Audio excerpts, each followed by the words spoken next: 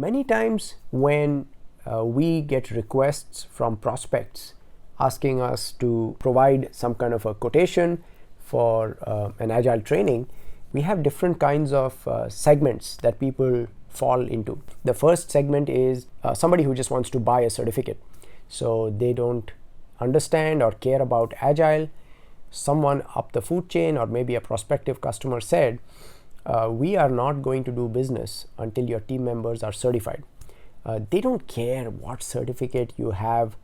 All they want is you want to be agile certified. How can you maximize the gain and minimize the pain for this kind of a client or this kind of a need? If you fit into this profile, my advice is just Google how to buy the cheapest agile certificate and just go buy it. And chances are your stakeholders may not know the difference. When they ask you, are your team members agile certified? You can say yes, because you check the box, and everybody will be happy. You don't have to waste any money. You just Google, maybe for $20-$30 per person, you can get a certificate. Okay, so that's one way of maximizing the gain and minimizing the pain. Now, some people are more savvy customers, nuanced customers, sophisticated. So they say, no, I just don't want to buy a certificate. I actually want training. And then I want a certificate as well. This kind of customer, they ask us, I want the cheapest trainer available. One of my friends, I think it was Mark Noneman, he said, people like this, they are looking for the cheapest slide reader who will check the box for when your stakeholders asked, are you agile trained? And then also help you check the box to say, are you agile certified? I'm sure you can find lots of people, but when you're asking for quotations, maybe you can expand the scope of the audience by not calling them trainers. You want the cheapest agile slide reader. And if you want to get creative, you could just get some PDF slides and then have Adobe Acrobat do a text to speech converter and have Adobe teach you. So then you can check the box. I got a cheapest agile trainer, and I got the cheapest agile certificate. So hopefully your stakeholders will be happy. Let's say that you don't fall into either of the previous two segments. You want someone who is not only reading the content of the slide, you want somebody who not only tells you the what, but explains the why. You might be looking for a more sophisticated trainer who understands the why, and whenever a student asks a question, the trainer is able to go back to first principles, explain why that answer makes sense, and hopefully give the student some kind of a decision-making framework such that when the trainer is not in the room and they're facing complex real-world scenarios, then they are able to apply the decision-making framework the trainer taught them. Maybe this kind of a trainer is at a higher price point than buying an online certificate, than buying a slide reader. You have gone to level 3, which is someone who can explain the why. In some cases, you may need to go to a level 4 trainer. And level 4 trainer, I say, is someone who has real world practical experience. Not only have they delivered training, but they've actually rolled up their sleeves and they've helped students after the training firsthand observe what works, what doesn't work, and then think on their feet, adjust their thinking, and help people apply the theoretical training in a real world context to solve real world problems, and then bring that wisdom back to the class for future classes, so that if anybody asks the question, what should we do, why should we do it, and how should we do it? Do you have any scars, any mistakes you have made in the past? Can you teach us what you learned from those? Because those are the most valuable lessons.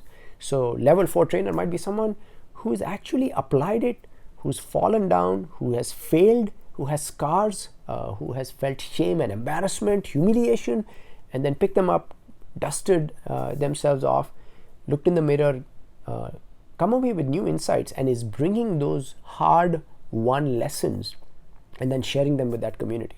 Technique number 5 might be, how do you make sure that after students leave the training, all that learning doesn't dissipate? Because many times what we have found is we spend company time and money teaching students, and the moment they leave the class, no matter what good intentions they may have had in the class to apply what they learned, they erase all the learning from their mind and it's back to business, business as usual. What's the point of spending money on agile training if people go back and they do the same old?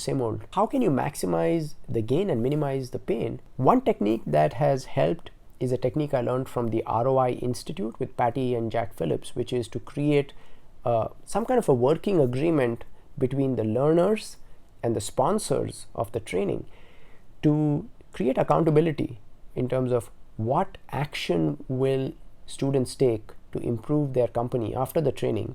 The purpose of training is not to have people sit in a class for 2 days. The purpose of training is that they go back after class, they apply it, they make their company better, and they create a learning organization.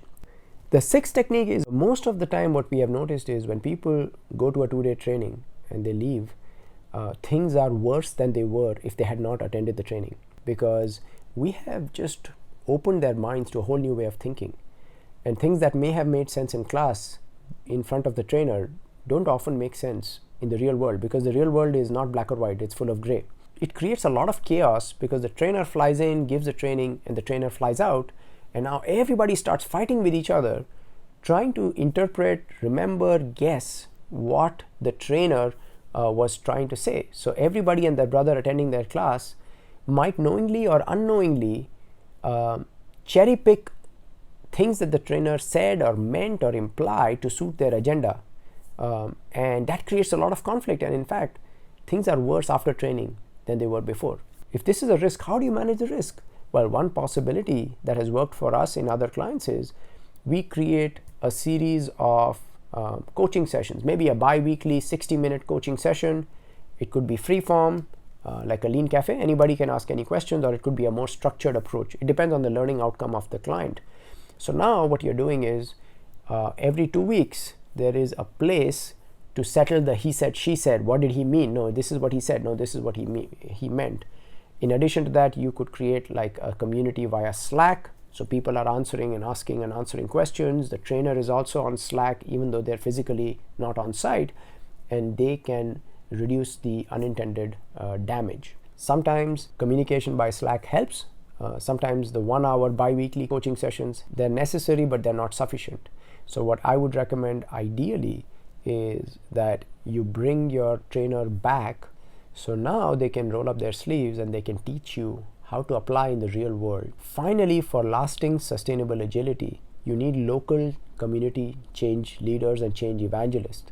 So over time, the trainer should mentor local team members who will carry the torch forward, who will be able to explain the what, why, when, how, and who of agile practices, not just by repeating what is mentioned in books, but being able to tie back to the fundamental principles and the desired outcomes of business agility. So in this video, I shared 7 techniques that you can use to maximize the gain and minimize the pain for agile training. I hope you can recognize yourself in one of these kind of personas. Based on your situation, make a situationally appropriate choice on how much money you want to spend and what kind of a person you want to hire. Anyway, I hope this gave you something to think about. Let me know if you had any actionable insights. Either way, I'd love to see you on my next video. Until then, keep calm and scrum on.